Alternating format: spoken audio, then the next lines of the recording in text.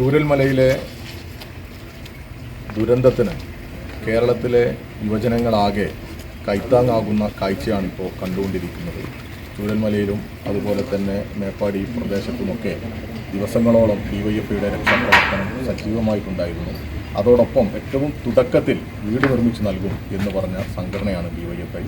അങ്ങനെ വീട് നിർമ്മിക്കുന്നതിന് വേണ്ടി കേരളമാകെ ആക്രിപെറുക്കിയും ചലഞ്ചുകൾ നടത്തിയും പണം സമാഹരിക്കുന്ന ഒരു ദിവസങ്ങളായിരുന്നു കഴിഞ്ഞു പോയത്. കൃത്യം 30 ദിവസത്തിനകമാണ് കേരളത്തിലെ ഡിവൈഎഫ്ഐ സഖാക്കൾ, ഡിവൈഎഫ്ഐ പ്രവർത്തകരാകെ ഈ പണം സ്വരൂപിക്കുന്നത്. വയനാട് ജില്ലയിലും ഈ ദുരന്തമുണ്ടായ ജില്ലയിലും വലിയ ഇടപെടൽ നടത്തിയാണ് ഡിവൈഎഫ്ഐ ഇങ്ങനെ ഈ പണസമാഹരണത്തിന് നേതൃത്വം കൊടുത്തത്.